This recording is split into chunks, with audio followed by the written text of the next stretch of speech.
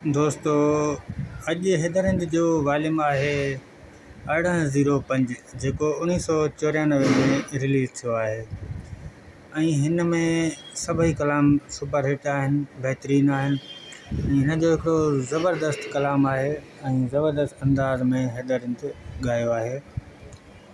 मूं खां थी या कहिड़ी ख़ता यारी छिनी या तो मिठा, मूं खां थी या कहिड़ी ख़ता यारी छिनी या तो मिठा। तव्हांखे ॿुधाईंदा हलूं त काफ़ी दोस्त जेके आहिनि इंडिया मां दोस्त ॿुधनि था, ख़ासि करे हैदरहिंद खे।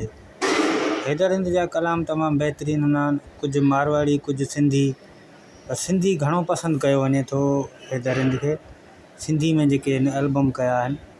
ऐं तव्हां दोस्तनि खे ॿुधायूं त हीअ रिलीज़ इंफॉर्मेशन वीडियो आहे, मतिलबु हिन कैसेट में कहिड़ा कलाम आहिनि ऐं कहिड़नि शाइरनि जा कलाम आहिनि ऐं कहिड़े साल में हीअ एल्बम रिलीज़ थियो आहे, इन जे हिसाब सां वीडियो तयारु कयो वञे थो। त जीअं दोस्तनि खे कलाम ॻोल्हणु ऐं वॉल्यूम ॻोल्हणु ऐं साल जी मालूमात जे हिसाब सां कमु रखियो आहे। तो काफ़ी दोस्तनि पसंदि कयो आहे, कमेंट्स बि कनि था, लाइक बि कनि था, उन्हनि जी वॾी महिरबानी, शुक्रगुज़ार आहियां उन्हनि जो। ऐं तव्हां दोस्तनि खे माना जेका मुश्किलात आहे, कलाम ॻोल्हींदा रहनि था, सर्चिंग कंदा रहनि था, उन्हनि जे लाइ आसानी जो कमु आहे।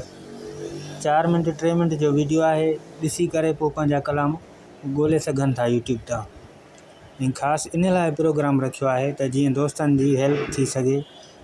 ऐं असांखे गीत रखण में जेको आहे न, असांखे फ़ाइदो कोन आहे। असां गीत रखिया यको, पर असांखे कोई फ़ाइदो न पियो हिन तां।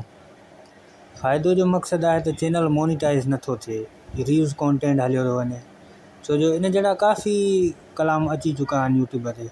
पर कुझु दोस्तनि खे ॻोल्हण जे हिसाब सां तकलीफ़ आहे त कुझु मैसेज करे पुछनि था त बाबा हीउ कहिड़ो कलाम आहे, कहिड़े एल्बम जो आहे, कहिड़े वॉल्यूम जो आहे। पोइ इन्हनि खे ॾिसी करे आउं इहो सोच कई त इहो वीडियो ठाहियां त जीअं दोस्तनि खे आसानी थी पए।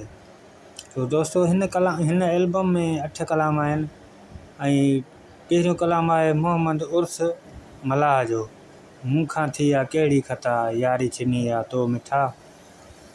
हुन खां पोइ आहे खानचद ओड जो कलाम आहे, मींहुं उठा अच मिठा कयूं का कचहरी, मींहुं उठा अच मिठा कयूं का कचहरी।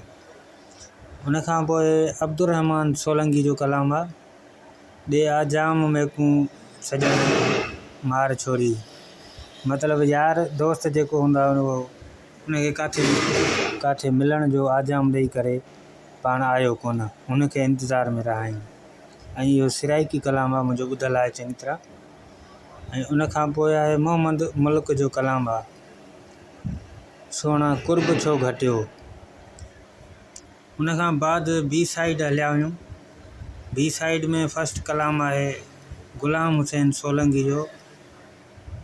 कलाम जा ॿोल आहिनि, ॾींहं लॻी विया ॾाढा, मतिलबु त हिन जो को प्री प्यारो को दोस्त या हिन जो को आशिक़ उहो वियो काथे परदेस में, उनखे वापसी में ॾींहं लॻी विया ॾाढा। उन ते शाइर कलाम ठाहियो ज़बरदस्त तरीक़े सां। ऐं उन खां बाद आहे अब्दुल्ला ख़ासकेली जो कलाम आहे, उनखे इश्क़ जी मतिलबु चोट लॻल आहे, इश्क़ जी चोट जे हिसाब सां हुन कलाम ठाहियो आहे त दिलबर खां सवाइ दवा कोन लॻंदी। कलाम जा ॿोल लिखियलु आहिनि, दवा कोन लॻंदी तोड़े हीला कयो हज़ार। ऐं सोढे जो ऐं ॿियो शाइर आहे सोढो, ऐं उन में बि थोरो चेंज आहे, दवा अची दिलबर कंदो। मतिलबु 2 कलाम आहिनि, कुझु सेम लॻनि था।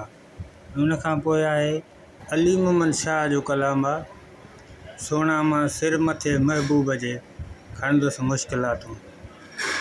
एल्बम कंप्लीट थी चुको। जंहिं दोस्त खे वीडियो पसंदि आयो हुजे वीडियो खे लाइक ज़रूरु करे ऐं चैनल खे सब्सक्राइब करे ऐं पंहिंजे दोस्तनि ताईं शेयर ज़रूरु करे त जीअं उन्हनि खे मालूमात जी ख़बर पए।